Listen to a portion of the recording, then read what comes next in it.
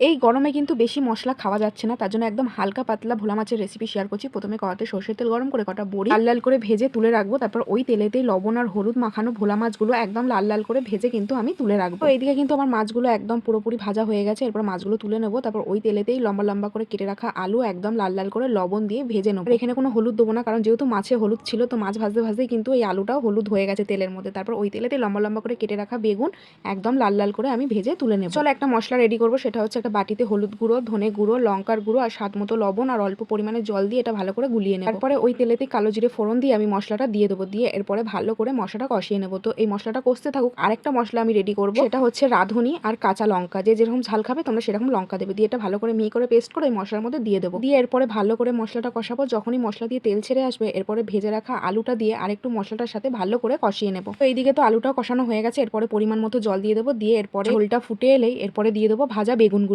বেগুনটা দিয়ে বেশি ফোটাবো না। এরপরে দিয়ে দেবো টমেটো কুচি। তো টমেটো কুচিটা দেওয়া হয়ে গেলে এরপরে ভাজা মাছগুলো দিয়ে দেবো। তো ভাজা মাছগুলো সব দেওয়া হয়ে গেছে। এরপরে হালকা করে একটু মিশিয়ে নেবো ঝোলের সাথে। এরপরে দিয়ে দেবো ভেজে রাখা বড়ি। ব্যাস একটুখানি ফুটে এলে দিয়ে দেবো ধনেপাতা কুচি। তো একদম কিন্তু রেডি রাঁধুনি বাটা দিয়ে একদম পাতলা করে ভোলা মাছের ঝোল। তো এই রেসিপিটা তোমাদের কেমন লাগলো অবশ্যই করে কমেন্ট করে জানিও।